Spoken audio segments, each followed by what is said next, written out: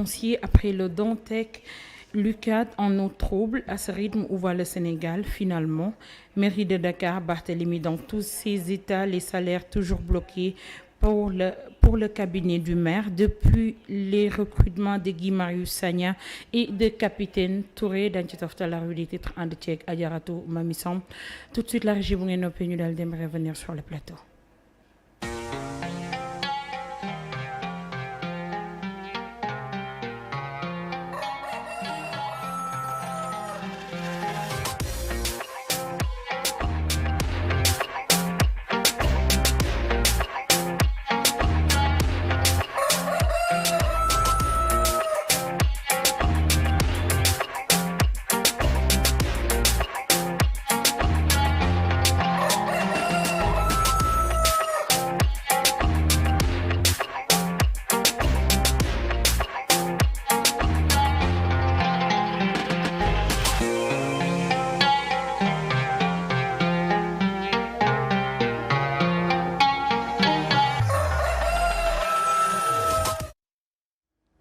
Merci beaucoup si vous nous rejoignez yéen a ngi ci seen émission Fajar il est 7h37 ñu daal di fas yéene door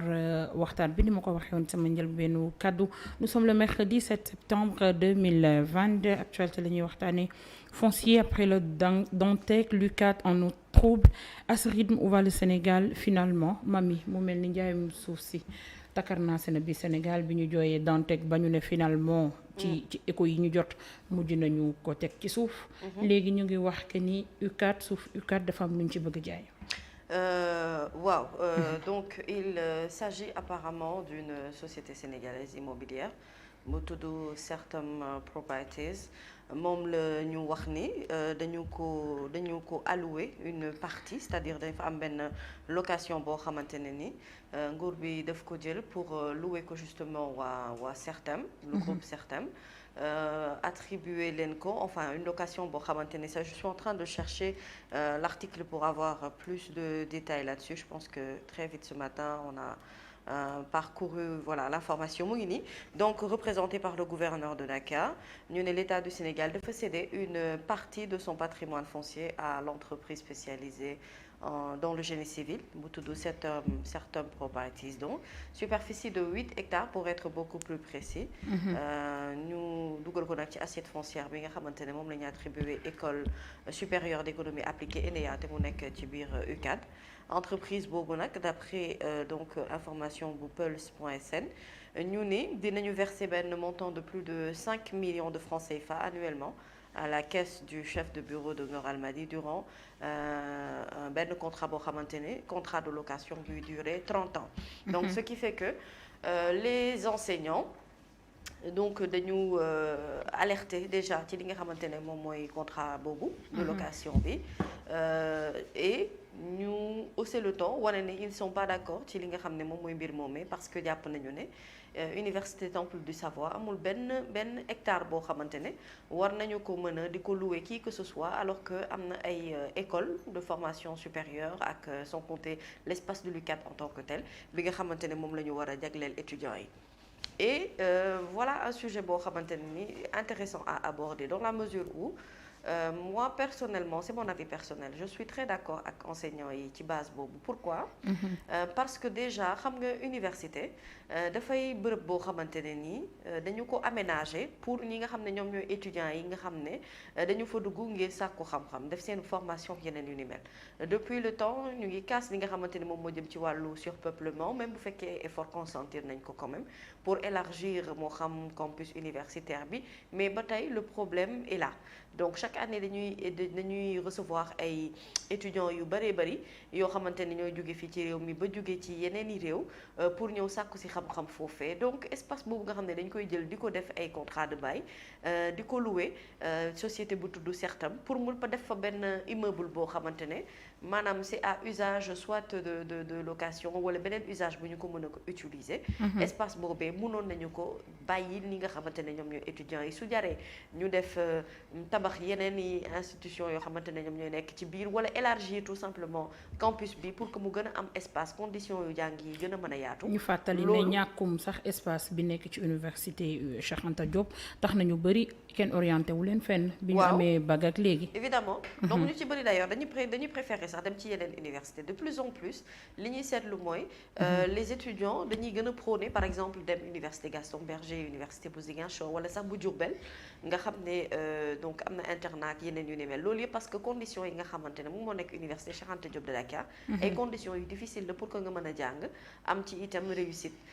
parce que déjà comme je dis c'est compliqué nga assister ci ay cours magistraux boo jógee ci cours magistraux yi xëy na peut-être court TD moo lay permettre nga rattraper et encore c'est compliqué dans plusieurs facultés ENEA itam école la boo xamante ne macha allah am na ñu bëri ñoo xamante ne dañu fay génne donc espace boobee ñu bàyyil leen ko ñoom ñi ko moom moo gën ñu di ko louer man comprendre ma pourquoi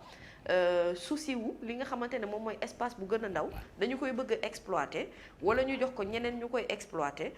soi-disant même bu fekkente ne certains dégg naa ñu wax ne c'est un groupe sénégalais j'ai lu ça un peu sur le net mais n'empêche même bu fekkee loolu la espace boo xam ne dañu ko jagleel UCAD dañu ko war a bàyyil UCAD mu jëfandikoo ko wala comme je dis à des fins pour mën a soit élargir wala leneen lu ni mel donc les enseignants tels que je les connais ñi nga xamante ne ñoom ñoo regroupé wu ci mouvement boobu yépp je suis sûre que c'est des gens qui ne vont pas laisser affaire bu ni mel ñu bàyyi ko mu jàll et ils seront ci seen ay dëgg ñoom tout simplement parce que léegi Dakar amatul espace na espace yépp bu ñu ko jaayul loué nañu ko tey jii li nga xamante ne moom moo xew ci hôpital Aristide Le Dantec di scandale boo xamante ne ba tey ñu ngi koy waxtaanee on n'a pas encore trouvé la solution par rapport à ça ñu bëri dañu offusqué wu et de manière normale ci li nga xamante ne moom moo fa xew loolu ñu ngi koy régler pareegu ñu beneen scandale ñëwati tegoti ci mu tegu ci UCAD sauf que ñi nga xamante ne ñoom ñoo nekk ci université bi ak ñi nga xam ne ñoom ñoo ciy yëngu yëpp enseignants yeeg corps professoral bi fa nekk je ne pense pas que ay nit la yoo xamante ne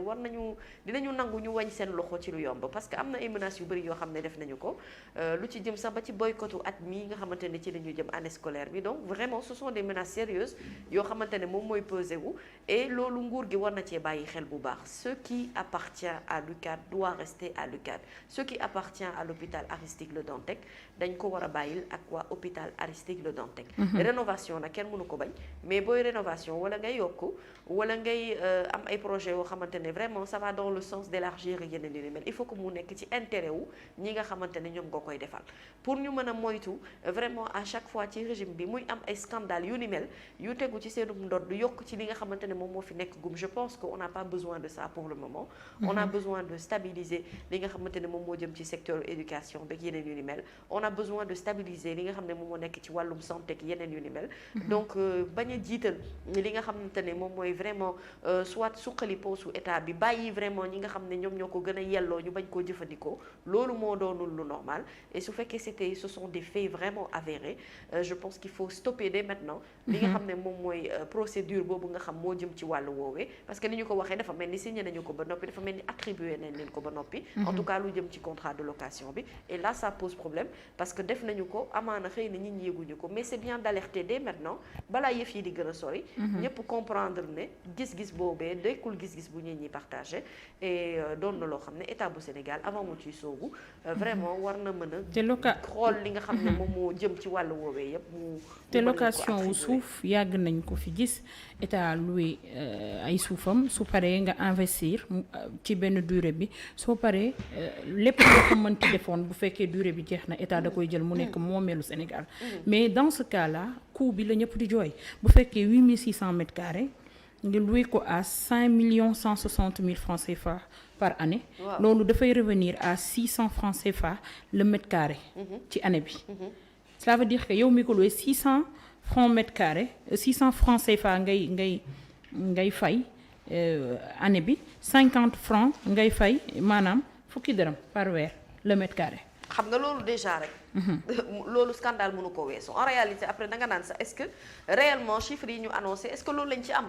parce que booy xool ci xayma ci wàllu woowee déjà sa xel dafay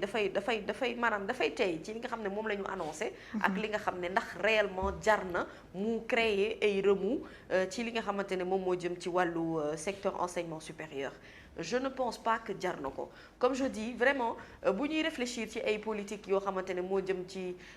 wàllu loo xam ne dafay toucher UCAD wala ay secteurs yu sensibles yu mel ni wàllum santé ak fu mu mënti doon c'est-à-dire que suuf léegi moo doon loo xamante ne ci régime bi dañu seetlu ne bëri na ci ay scandales yu bëri yoo xam ne ñii ñaa ngi koy décrier soit dañu koy jaay ay nit ñoo xamante ne du ñu ay sénégalais ñoo xamante ne xëy na peut-être ëpp ñu ci wàll ñi nga xamante ne ñoom ñooy doomu Sénégal malheureusement pour des questions de moyens wala pour des questions de loo mënta comprendre dañ leen koy attribuer ci loo xam ne amul benn justificatif et là il y a un problème d'abord dëkk bi il faudrait que ñu xam ne am na ay suuf yoo xamante ne suufum réew mi la bu ñu ko dee jëfandikoo nañu ko dee jëfandikoo ci loo xam ne dafay jëriñ réew mi en concertation ak ñi nga xam ne ñoom la concerné ñu bañ ko def ci seenu ndodd nga xam ne ñoom du ñu yëg du ñu tin dañuy xëy rek mbir mi daanu ci seen kaw du ñu xam ñoom itam nan la ñuy mën a réagir te surtout loo xamante ne attribué nañ leen ko ba pare donc à la limite je pense que il faudrait un minimum de yëglu balaa ngay def quoi que ce soit lu jëm ci wàllu woowee waxtaane ko pour éviter lii ni mel donc UCAD dama ni déjà am na ay difficultés yoo xamante ne ma nga fa bu amee espace ak suuf ba ca des pour man buñ ko dee jëfandikoo même bu fekkente ne groupe sénégalais la loolu rek doyul prétexte mais na doon loo xamante ne ñoom étudiants yaak ña fa nekk di fa jëfandikoo dina leen mën a jëriñ même buñ ci yokkul ay extension faculté wala yeneen yu ni mel ENEA bi ci boppam ñu gën ko dooleel gën ko kattanal gën ko dëgëral wala ubbi ay institution de formation yoo xamante ne moom mooy nekk ci wet ba bâtiment boobu lan moo tax mënul servir étudiants ya fa ne lan moo tax mënul servir personnel professoral bi fa nekk lan moo tax mënul servir jàngalekat yi nga xamante ne ñoom ñoo fa nekk waaye di wutum dërëm ci loo xamante ne à la limite après doo comprendre sax ban vraiment njëriñ la amal ñi nga xamante ne ñoom ñooy état bu Sénégal foofu la problème bi nekk et li ma neex ci yëf yi mooy ñi nga xamante ne ñoom la ñu ko séqal man xam naa leen ci vraiment bu dee kaas seen ay droit ci loo xam ne dafa dëppoo ak yoon ñoom daañu ci taxaw ba ñu jeex nekkuñu ay enseignants wala nekkuñu ay syndicalistes yoo xamante ne bu ñu sooboo ci dara dañu ciy soobu noonu tête baissée defe naa bu ñu yëkkatee seen baat c'est parce que am nañu ay raisons valables yu war a mën a tax ñu kaas lu ni mel et li nga xam ne ñoom def nañu ko ci ay wàllum menace c'est à prendre très au sérieux Nabou parce que tout simplement gis nañu leen ci ay mbir yu bëri yoo xamante ne soobu nañu ci buñ ciy dem dañ ciy dem ba jeex du ñu dem à demi parcours wala dañuy cofantu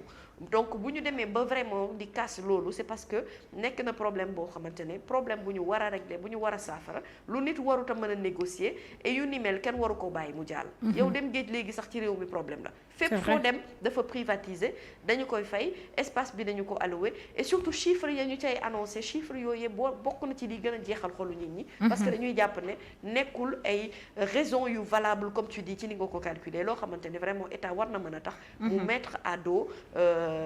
UCAD wala mu mettre à dos hôpital Aristide Le Dantec wala yeneen yu ni mel ay scandale foncier yoo xamante ne am na yoo xam ne xëy na amaana yëguguñ ko te saa ñu ko yëgee dina doon naqar ci askanu Sénégal. En tout cas j'espère que dinañu pare ci lu jëm ci scandale foncier parce que boobu ba tey bu ñu jógee ci suufu Dantec dal ci suufu UCAD ci yoo xamante ne peut-être amul sax fu ñu ko teg parce que ci moment bi nga xamante ne am na ay étudiants yoo xamante dañ leen di orienté ci ay universités fictifs yow pendant ce temps yow li ngay xalaat mooy jaay say suuf c'est très grave et c'est alarmant quoi. loo xamante ne nañu gën a taxaw ci étudiants yi Nabou xam nga lu tax li ngay wax mu am solo. étudiants yi bu ñu fàtte ne ñoom ñoo yor destinée réew mi ëllëg donc bu fekkente ne da nga bëgg a am une jeunesse saine jeunesse boo xamante ne dafay sàkku xam-xam yow yaay créer conditions yi nga xamante ne loolu dafay mën a am. boo ko deful c'est-à-dire que responsabilité yow sa ndawu ëllëg. loolu sa responsabilité personnelle la yow en tant qu'État. Et aujourd'hui la question foncière comme je dis bokk na ci vraiment problème yi nga xamante ne ñi gën a fës ci régime actuel bi nga xamante ne moom la ñuy dund dañu koy casse souvent et malheureusement explication yi nga xamante ne ñoom dañ ñu koy jox doonul ay explication yoo xamante ne doy na nit ñi en fait doy na nit ñi pour que ñu mën leen a accorder du crédit par rapport ak li nga xamante ne dañ koy joxe en termes de justificatif ak yeneen yu ni mel aujourd'hui on ne peut pas comprendre que ñu génne ay malades hôpital Aristide Le Dantec soi-disant parce que dañ ko war a réformer waat dañ ko war a defaraat ci loo xamante ne ni bëgg-bëgg bi sax mu ngi njëkkee ci personnel ba fa nekk di fa liggéeyee te joxoon nañu leen déjà un plan boo xamante ne doon leen permettre certes ñu rénover mais du ñu mën a am ay loraange ci ñi nga xamante ne ñoom ñooy malade yi fa nekk loolu c'est un cas ñu ngi koy traité ba léegi pareeguñu amaguñu toutes les réponses par rapport à tout ça ou alors réponses yi nga xam ne jox nañu ko ba tey doonul ay réponses yoo xam ne ce sont des réponses satisfaisantes ñuy pareeguñu ci loolu ñu dukkati ci beneen scandale boo xam ne c'est sûr que pendant plusieurs jours loolu mooy nekkat actualité bi parce que nit ñi daañu ko waxtaanee doonul loo xamante ne ni lu nit war a bàyyi mu jàll et je pense que état bi war nañu quand même génn joxe benn explication bu leer par rapport ak affaire bi ni mel est-ce que réellement bâtiment boobu li bâtiment bi ñu fa bëgg tabax pour louer ko xawma contrat de location ci 8 hectares yooyu ñu jox nañu ko effectivement ñi nga xam ne ñoom ñooy certaines properties buñ leen ko joxee pourquoi ñu jox leen ko lan moo ciy njëriñ li ba war a mën a justifier le fait que nit ñi en tout cas ñi nekk ci UCAD ak ñi nga xamante ne ñoom ñoo nekk ci gox boobu nga xamante ne moom moo touché ci mbir mu ni mel ñu mën a noppi ci yëf yi bañ a teer li nga xam ne moom mooy seen ay rancœur li leen naqari ci seen biir xol ñu mën koo noppi waale defe naa loolu il faut que état bu Sénégal jox ñu ci ay explications lu leer par rapport à ça et par rapport aux autres scandales fonciers yoo xam ne yëkkati nañ ko te ba tey amaguñ ci ay réponses yu leer. D'ailleurs du ñàkk xam naa ni Mbaye Anta daal dañu koy afficher comme ça ñu gis contrat bi nga xamante ne moo soxal lii di UCAD